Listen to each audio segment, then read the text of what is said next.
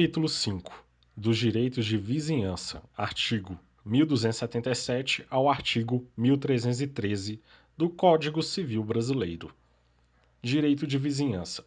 São regras que constituem o direito de vizinhança e destinam-se a evitar conflitos de interesses entre proprietários de prédios contíguos. Tem sempre em mira a necessidade de conciliar o exercício do direito de propriedade com as relações de vizinhança, uma vez que sempre é possível o advento de conflitos entre os confinantes. Meu nome é Regina Brito, sou graduanda do curso de Direito do Centro Universitário de Sete Lagoas, o Unifem.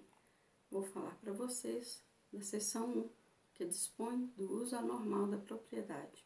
O artigo 1277 dispõe sobre as interferências prejudiciais referente à segurança, sossego e saúde. A ofensa à segurança pessoal ou dos bens acontece quando há exploração de indústrias de explosivos e inflamáveis, por exemplo, que possa comprometer a estabilidade e solidez do prédio. É um ato ilícito e que sujeita o agente à obrigação de ressarcir o prejuízo causado. Acontece a ofensa ao sossego quando há ruídos exagerados em geral, provocados por gritarias, festejos, atividades danceterias, etc. Estes atos são abusivos, não só os praticados com o propósito deliberado de prejudicar o vizinho, senão também aqueles em que o titular exerce seu direito de modo irregular em desacordo com sua finalidade social. Acontece a ofensa à saúde quando há ruídos de uma indústria, por exemplo, cuja fuligem esteja prejudicando ou poluindo o ambiente.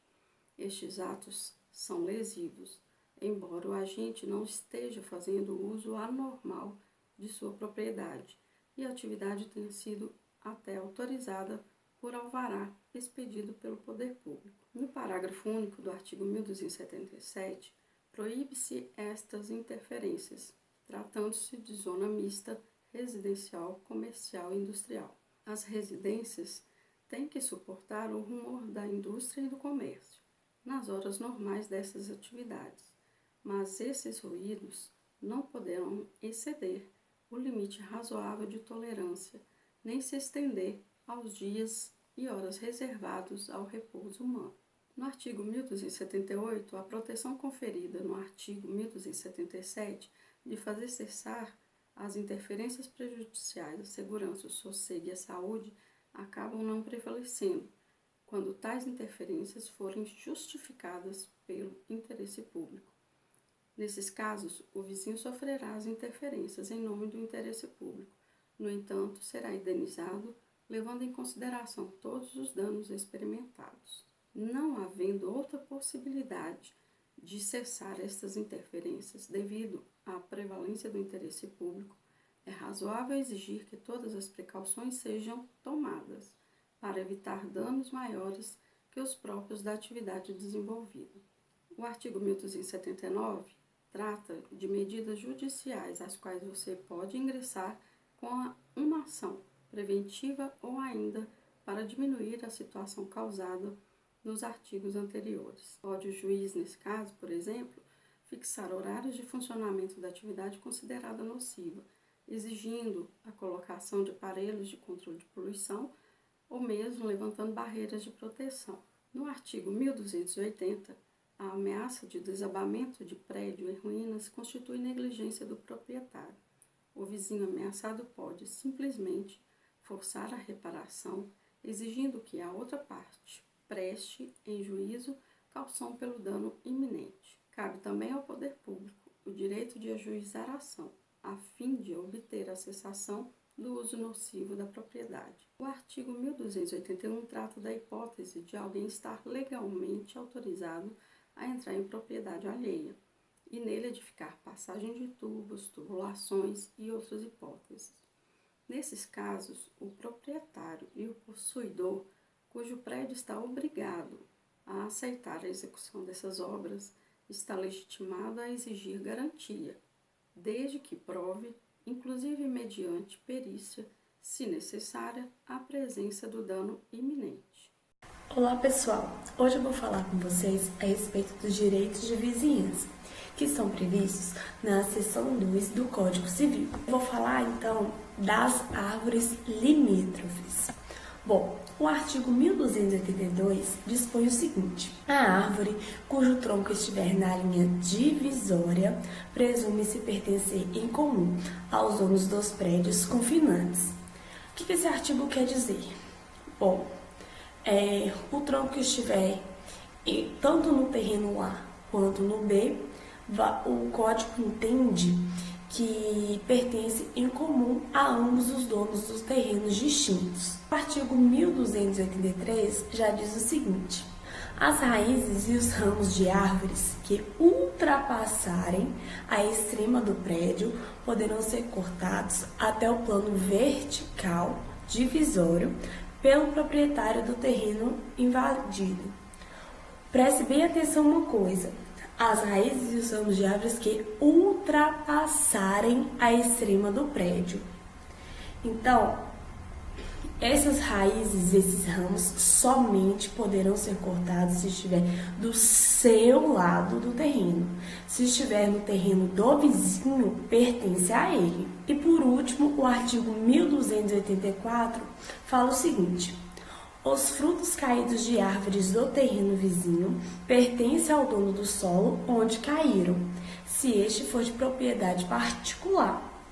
Ou seja, o vizinho do lado B possui uma mangueira.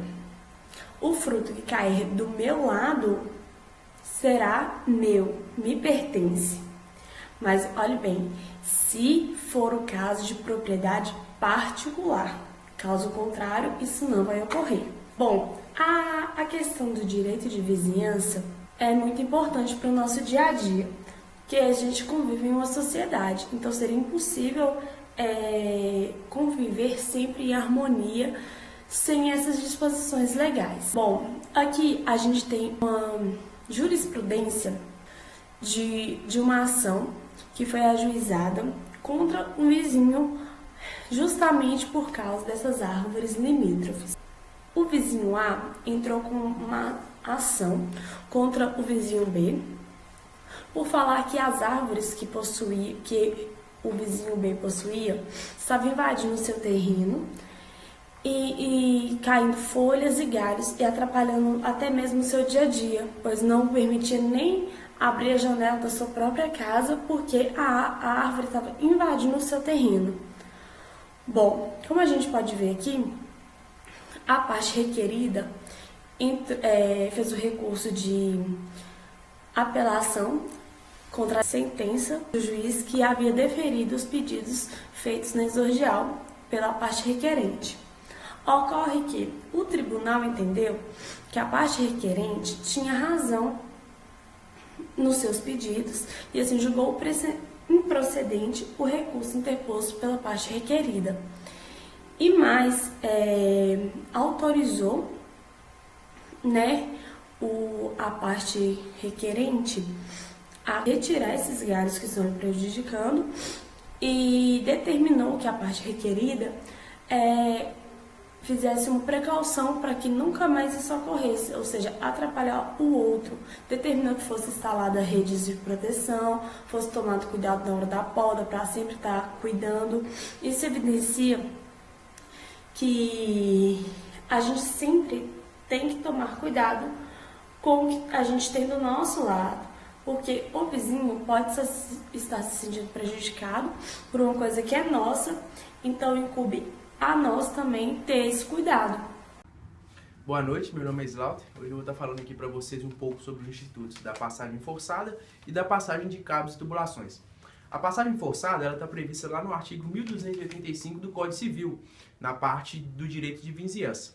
A passagem forçada é um instituto do direito civil que garante ao proprietário do imóvel encravado, que nos termos do artigo 1285 é aquele imóvel que não possui acesso à via pública, nascente ou porto, que esse proprietário não tenha seu imóvel inutilizado pela falta de passagem.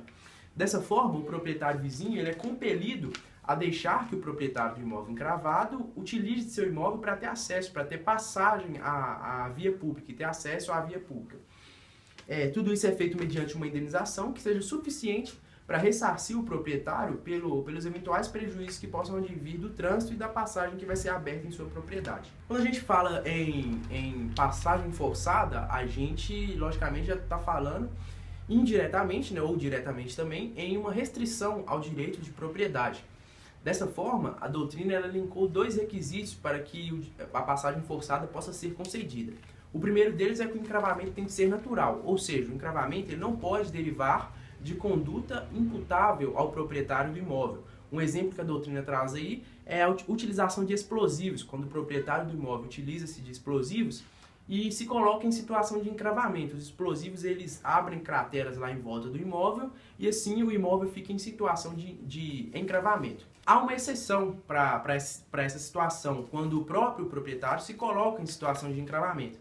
Ela está prevista lá no artigo 1285, parágrafo 2º, que diz respeito à alienação. Quando o proprietário do imóvel aliena parte do imóvel e junto com essa alienação vai também a parcela a qual ele utilizava para ter acesso, para ter passagem e acesso à via pública, ele aliena também ela, ele pode, de acordo com o parágrafo 2º, ele pode impor ao adquirente restrição àquela parcela da propriedade. Ou seja, apesar de ter alienado o imóvel junto com ele também a passagem, ele pode impor ao adquirente e pode continuar utilizando da passagem que lhe dava acesso à via pública. O outro requisito é o requisito do absolutismo, é dizer, o encravamento tem que ser absoluto, no sentido de que não haja nenhuma outra forma de passagem.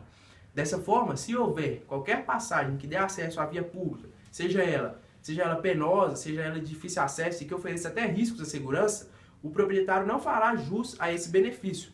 Esse é o entendimento aí de alguma parte da doutrina, dentre eles o Caio Mário e o Carlos Roberto Gonçalves. Só que a gente também não pode esquecer que no direito civil moderno vem sendo introduzido nele um viés constitucional que sobreleva a pessoa humana, principalmente o princípio da dignidade da pessoa humana, sobreleva ela ao topo das relações jurídicas, de modo que vem sendo aplicado nos tribunais, na grande maioria dos tribunais aí do país, o entendimento de que, apesar de existir uma passagem, o magistrado ele pode conceder ao proprietário outra passagem, ele pode fixar outra passagem, desde que a passagem existente ofereça riscos à segurança ou seja de difícil acesso. Isso é uma forma de garantir à pessoa o pleno acesso e que tenha uma passagem com segurança e digna também. Como dito, né, a passagem forçada ela é fixada judicialmente e quando da fixação o juiz tem que aferir se os imóveis que comportam a passagem, ele tem que aferir qual deles vai ser menos oneroso possível. Isso é um requisito também lá do artigo 1285. Ele tem que optar pelo imóvel que seja menos oneroso possível a passagem. De igual forma também, lá no artigo 1286 e seguintes, a gente tem a passagem de cabos e tubulações, que o proprietário do imóvel também fica obrigado a tolerar que passe dentro do seu imóvel condutos subterrâneos que prestem a serviço de utilidade pública. Tudo isso vai ser feito também mediante outra indenização, que sirva para ressarcir sobre os prejuízos que advirem ali da obra que vai ser realizada para a passagem dos cabos e das tubulações. No entanto, o proprietário somente é obrigado a tolerar que aconteça essa passagem se de outro modo for impossível ou excessivamente oneroso ao seu vizinho. Ou seja, ele só vai ser obrigado a tolerar se não tiver jeito mesmo. E no último caso, que ele vai ser obrigado a tolerar.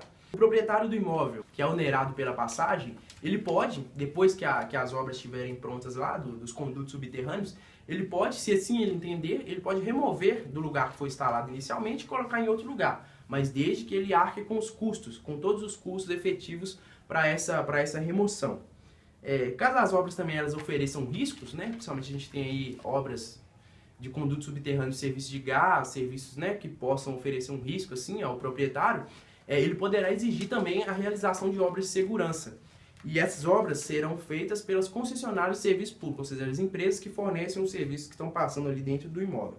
Por fim, né, a gente vê aqui nessa parte da passagem forçada e da passagem de cabos e tubulações que o legislador aqui ele se preocupou em garantir que o proprietário, apesar da situação irregular do seu imóvel, topograficamente falando, ele possa continuar utilizando do seu imóvel, possa fazer com que sua propriedade cumpra sua função social e também, como aqui a gente está dentro do direito de vizinhança, a regulação desses artigos aqui, da passagem forçada e da passagem de cabos e tubulações é uma forma de garantir também os princípios do direito de vizinhança, que é a segurança, o sossego e a saúde dos vizinhos.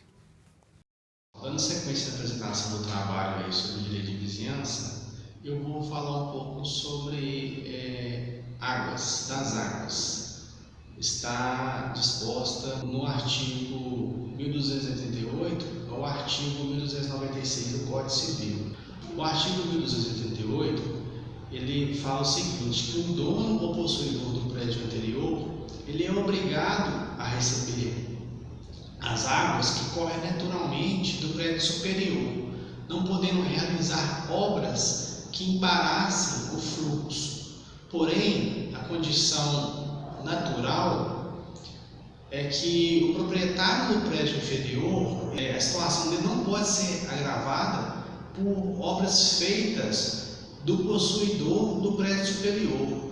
Então, por indicação legal, o legislador ele impõe o seguinte, que o dono ou possuidor do prédio inferior ele está obrigado a receber as águas do prédio superior, seja águas que venham por força natural ou da gravidade ou uma certa conformação do solo, e o proprietário do prédio inferior ele não pode construir, fazer qualquer mudança no que diz respeito ao curso da água. O artigo 1290 ele fala o seguinte, que o proprietário de nascente ou do solo onde caem águas pluviais, satisfeitas as necessidades do seu consumo, ele não pode impedir ou desviar o curso natural das águas remanescentes nos prédios inferiores, tá? A exemplo aí, tá no slide aí, conforme o entendimento aí, tá certo?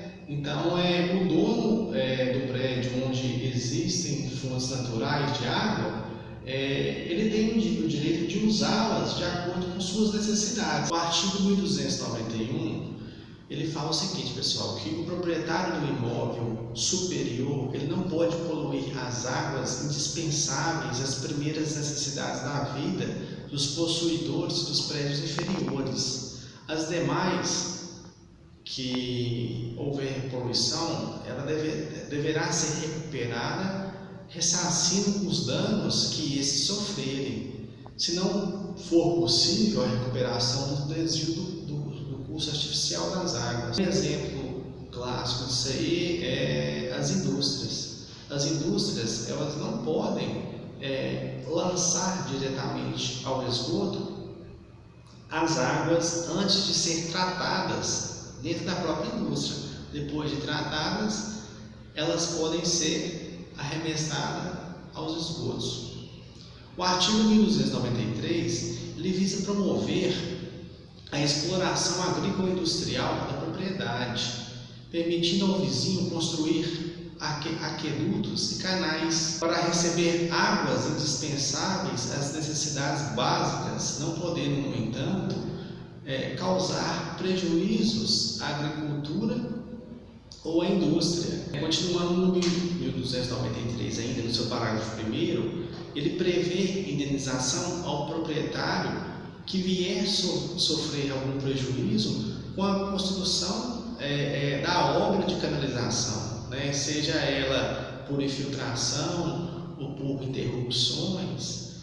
Já no parágrafo 2º, o proprietário ele pode exigir que a canalização ela seja subterrânea para não afetar a estrutura das obras edificadas. E por fim, no parágrafo 3º do 1293, a construção do aqueduto ela deve ser feita de modo que ela não venha a causar prejuízos aos proprietários vizinhos. Direito de vizinhança, seção 6, dos limites entre prédios e do direito de tapagem. Bom, o Código Civil dispõe que o proprietário tem direito a cercar, murar, valar ou tapar seu prédio, seja ele urbano ou rural, e ele também tem direito a constranger o seu confinante, ou seja, o seu vizinho, a proceder a essa demarcação junto com ele, ou então a aviventar uns apagados, ou renovar marcos destruídos ou arruinados. Bom, e as despesas dessa demarcação vão ser divididos entre os dois confinantes proporcionalmente. Essa divisão das despesas ela tem que ser previamente convencionada entre os dois proprietários. Se não houver esse acordo da divisão das despesas, o proprietário que está interessado em fazer a demarcação, ele tem que acionar a justiça. Bom, até que se prove o contrário, qualquer marco divisório ele pertence a ambos os proprietários. Então, os dois proprietários vão se responsabilizar pela construção e pela conservação desse marco divisório. Sebes vivas, árvores ou plantas que servem de marco divisório, elas não podem ser cortadas ou arrancadas sem o consentimento de ambos os proprietários. Ou seja, se um dos proprietários resolve cortar ou arrancar uma planta que serve de marco divisório, ele tem que ter o consentimento do seu confinante, do seu vizinho. Bom, quanto às despesas, como eu disse, são divididas proporcionalmente, essa divisão tem uma exceção. No caso de tapumes especiais para impedir passagem de animais de pequeno porte, somente aquele proprietário que é dono dos animais, que cria aqueles animais, é que é responsável pelas despesas desse marco divisório para esses animais. Por exemplo, o criador de galinhas, é ele que vai construir esse tapume. Se ele não vier construir esse tapume e o animal vier a causar algum dano, esse proprietário vai se responsabilizar, vai ser responsabilizado por esse dano que o animal causar. Bom, se houver confusão de limites entre um prédio e outro, essa confusão pode ser resolvida se não houver outro meio, essa confusão pode ser resolvida primeiro pelo critério da posse justa. Quem tiver a posse justa do território vai ficar do terreno, vai ficar com aquele terreno. Se não puder ser resolvido pela posse justa, vai ser dividido em partes iguais esse terreno. Se não puder ser feita essa divisão por partes iguais, o juiz vai determinar que se adjudique em favor de um e esse proprietário vai ter que indenizar o outro proprietário, ou seja, vai ceder um terreno ou a maior parte do terreno para um proprietário e esse proprietário que ficou com a maior parte vai indenizar o outro proprietário. Bom, qual que é a ação adequada para esse tipo de caso de confusão de limites? É a ação demarcatória. E essa ação, ela só vai caber no caso de confusão de limites entre os prédios. Ela não vai caber, por exemplo, no caso de limites que há muito tempo são respeitados e no caso de muro construído fora da linha demarcatória ali do terreno. Boa noite, meu nome é Mike e eu vou falar um pouco para vocês sobre o direito de construir. O proprietário ele pode edificar em seu terreno as construções que lhe aprouver. Porém, ele tem que atentar aos regulamentos administrativos, bem como os direitos de vizinhos. O proprietário que edificar de forma a danificar, causar dano ao vizinho, o proprietário tem a obrigação de reparar tal dano. O vizinho ele tem que acionar o judiciário e, através de uma ação de indenização, procurar comprovar o dano e a causalidade com a construção, o nexo de causalidade que teve em relação à construção. Outro tópico importante é a respeito do devassamento da propriedade vizinha, onde lá no Código Civil estabelece que é proibido a abertura de janelas, varandas, eirados, a menos de 1,5 metros da propriedade vizinha, de forma a assegurar a privacidade do vizinho e resguardar a mesma intimidade. Porém, pode o proprietário construir pequenas aberturas para luz e ventilação. Pode o proprietário, no lapso de ano e dia, após a conclusão da obra, exigir que se desfaça essa janela ou sacada, porém, escoado o prazo, não poderá por sua vez, edificar, nem impedir ou dificultar qualquer edificação com prejuízo para o prédio vizinho. Então a gente tem que entender essa regra estabelecida no Código Civil. Entretanto, em se tratando das aberturas ou vãos para a luz, poderá o vizinho levantar sua edificação, ainda que vede a claridade, né, do outro. É importante a gente ressaltar também as construções que são feitas nas áreas rurais, nas quais elas devem respeitar, né, a questão de que é proibido as construções a menos de 3 metros do terreno vizinho, com a mesma finalidade de assegurar a privacidade do vizinho. Um outro tópico importante também é a respeito das águas riberais, onde o proprietário construirá de maneira em que o prédio não despeje água no terreno vizinho, ou seja, eu não posso edificar uma construção na qual pode escorrer água de forma a dificultar o dia a dia do meu vizinho, até mesmo gerar ele danos, ou, né, através de infiltrações, danos decorrentes de águas que estão saindo do meu terreno e, consequentemente, cair no terreno vizinho, gerando assim o dano para ele. A respeito das paredes divisórias, nas quais a gente tem que fazer uma distinção, lembrando que essa parede divisória ela não é um muro, ela é uma parede na qual vai servir de sustentação para edificação. Um exemplo bem nítido é aquelas casas geminadas, onde os vizinhos vão, querendo ou não, dividir uma parede, já que essa parede divisória ela serve como sustentação, né, para as edificações. Lá fala que cabe ao primeiro confinante que primeiro, né, construir. Aí ele vai ter lá a possibilidade de assentar a parede divisória até meia espessura do terreno contínuo, sem perder por isso o direito a haver meio valor dela.